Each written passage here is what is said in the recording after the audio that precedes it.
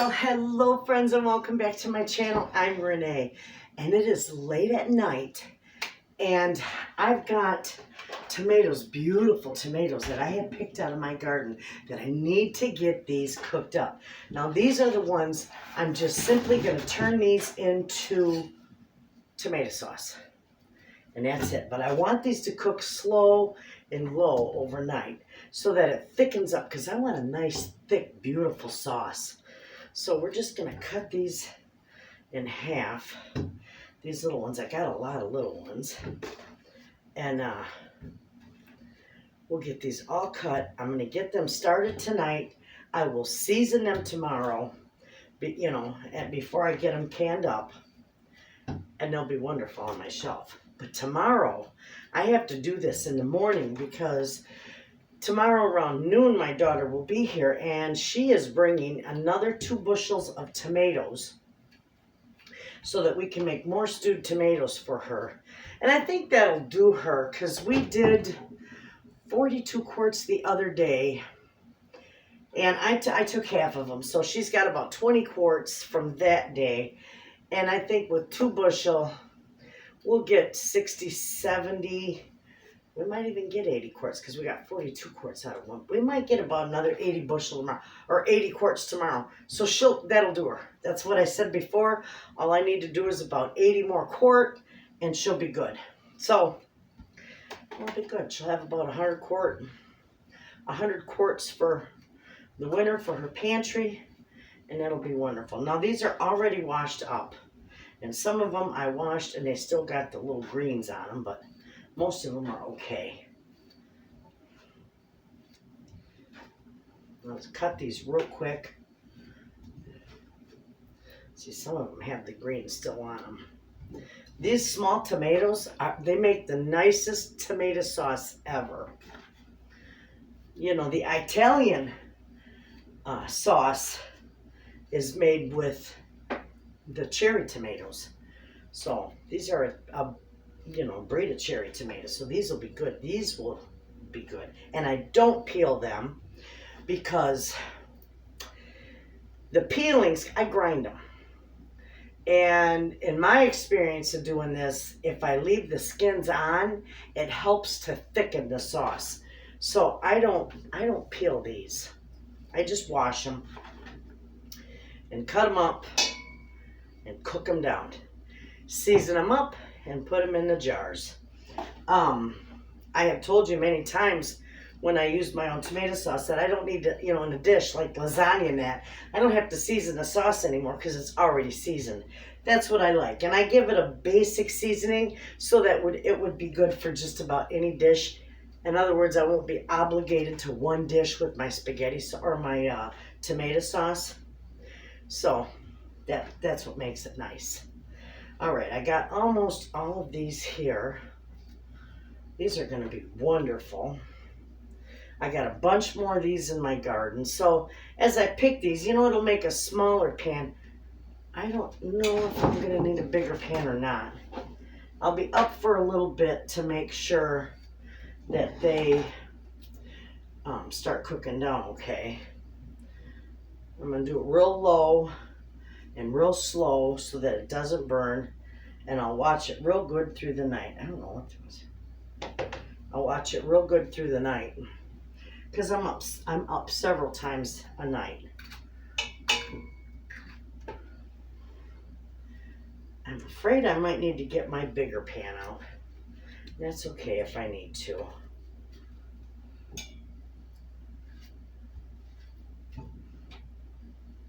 I just cut this little bit of core out. Okay, look at these. These are just gorgeous.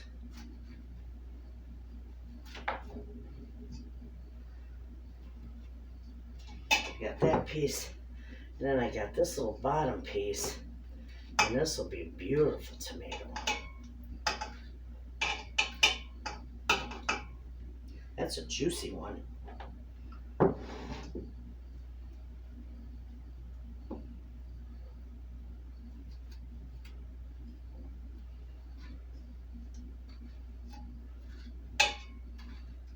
All right.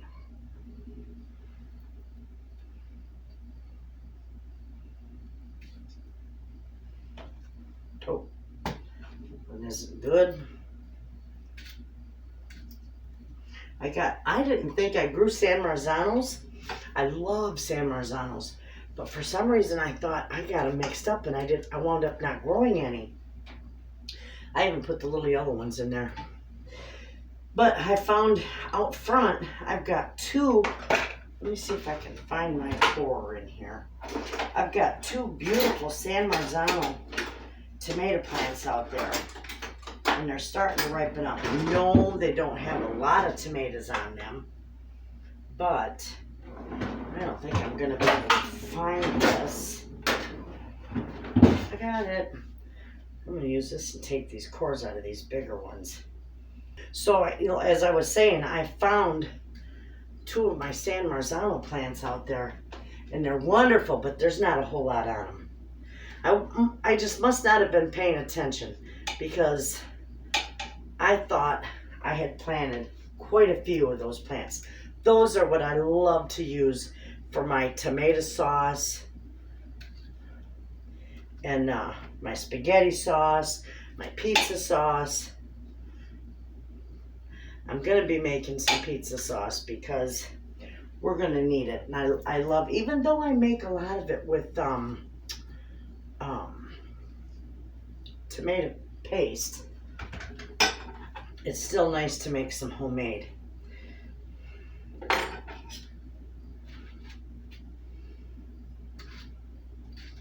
Okay, I'll get the rest of these cut up. I'm going to need my bigger pan.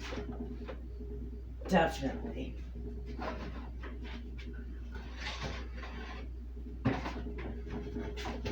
They won't all fit in it.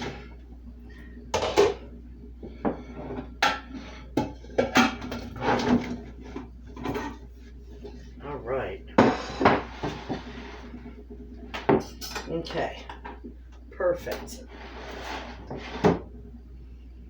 I got a mess right here. I should be doing this in a dish.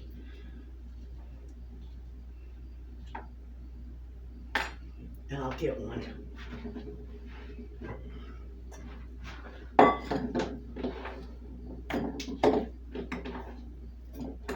That way I won't have such a big mess when I go to clean everything up.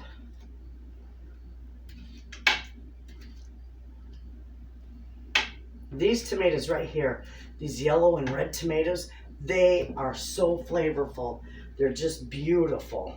I have several varieties of tomatoes in my garden, and I love tomatoes.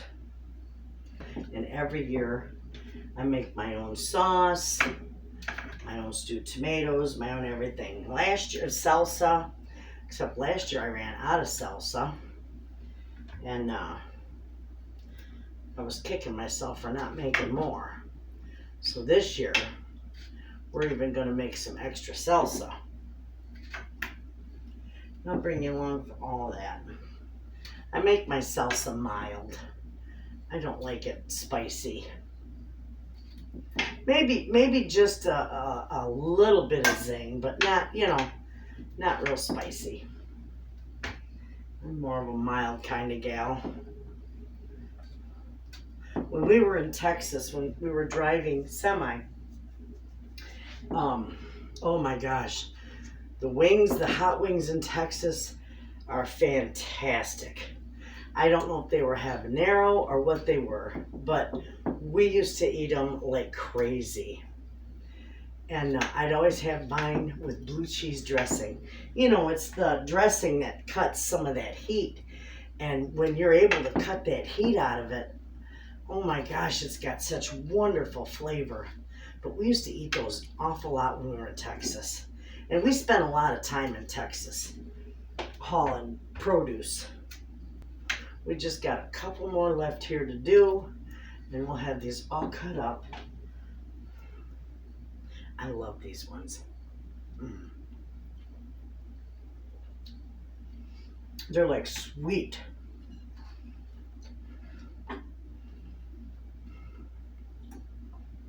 You grow your own tomatoes, and then come wintertime, you don't even want to buy a tomato in a store. It's like tasteless compared to your tomatoes fresh out of your garden. That's why I like canning my own and making my own sauces and stocking my pantry with my own home canned foods. I'm not going to put anything in here because this will cook down and it will get real watery, as it always does. There we go, friends. We got it. Okay, so we're going to put this right on this middle burner here. And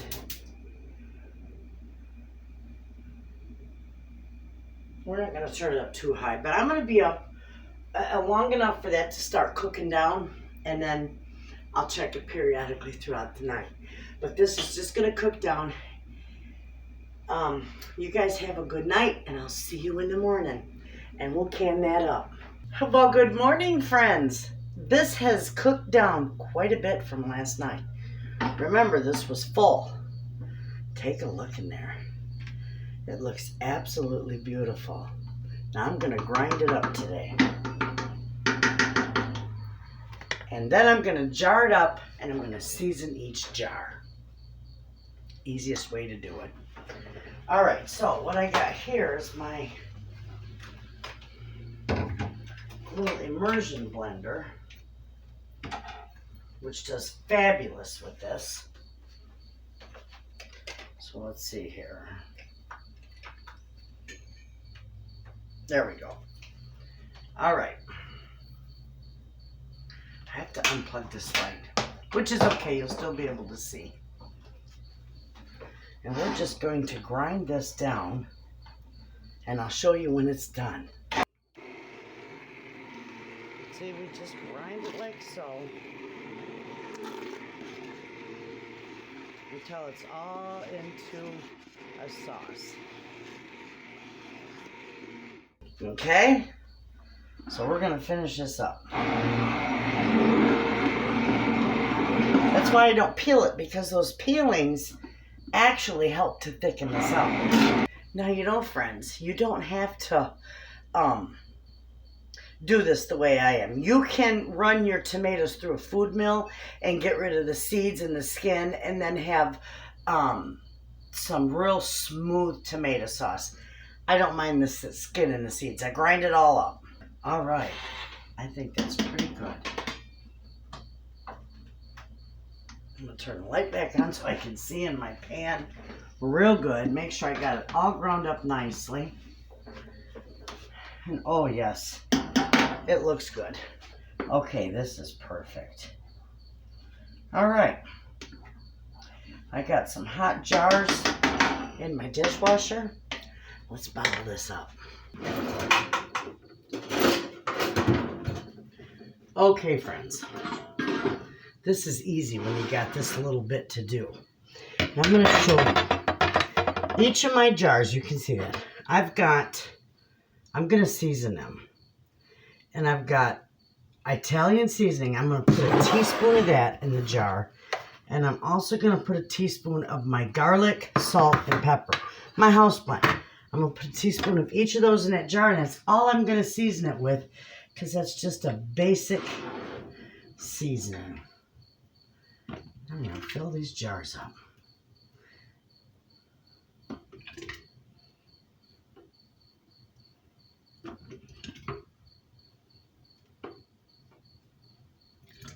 Aren't they gorgeous?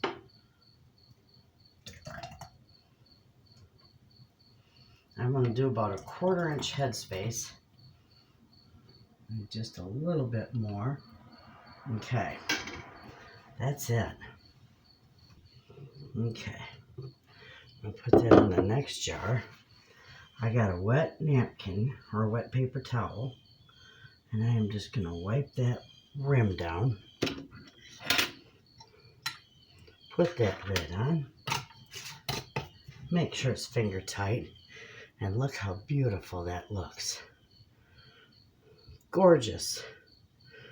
You can see the seasoning in there on the bottom. But you know what? You just shake it up and it'll mix through. All right, here we go. Jar number 2. I'm going to put a teaspoon of my house blend, and a teaspoon of my Italian seasoning. And we're going to fill this up. This is beautiful. And all these tomatoes are right out of my garden.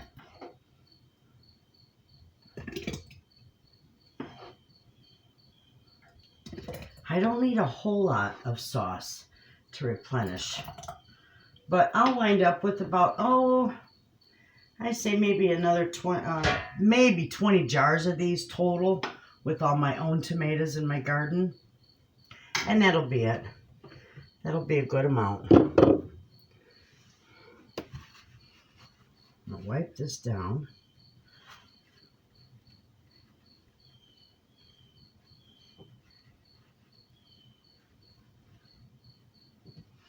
Okay.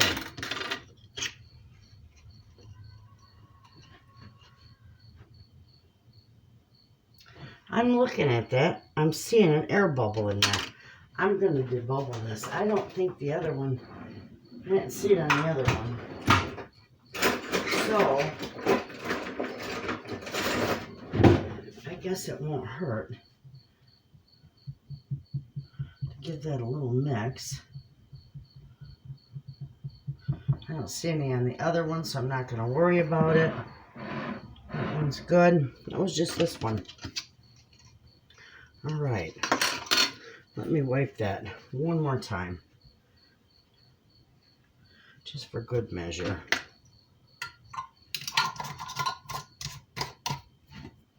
And there's jar number 2. Those are gorgeous. All right. I'm going to get these done. I probably got just another two jars probably. And then I'll bring you back and we'll get these canned up.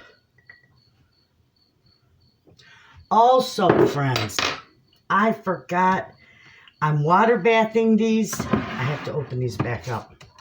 I forgot my lemon juice. Don't forget your lemon juice in there.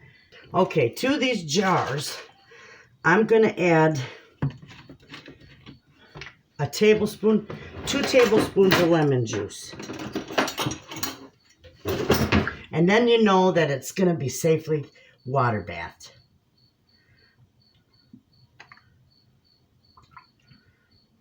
Now re-wipe the rims on them, put the lids back on them, and they'll be good to go. Okay?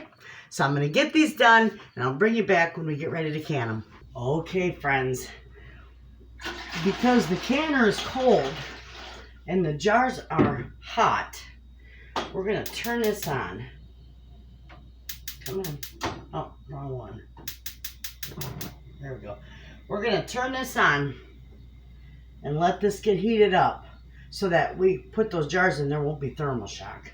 Anyway, I've got 3 quarts, 3 beautiful quarts, and 1 little guy.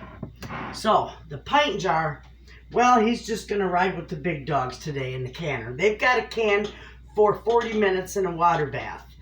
Pints normally go for 35, but I am not running a whole batch for 1 pint jar. So he's going to ride with the big dogs today. Now, after 36 years of canning, I can pretty much eyeball this water level, you know, so that it winds up being over my jars. Pretty good. So, I'm going to let this heat up because I don't want thermal shock. And then once this gets heated up, I'm going to put my jars in there. I'm going to wait till it starts to boil before I start timing it. And these are going to process for 40 minutes. After that, I'll bring you back and I'll show you how wonderful these turn out. All right, friends. This is done. And these turned out beautiful. Take a look at how gorgeous that is. I'll put that right there.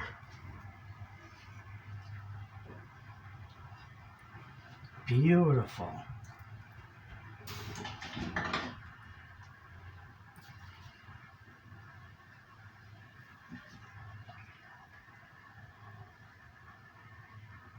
See, even the little one's okay.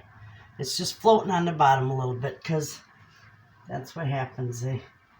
They say it's over-processed, but it's still safe to eat, and it's absolutely fine. Okay, friends, take a look at those.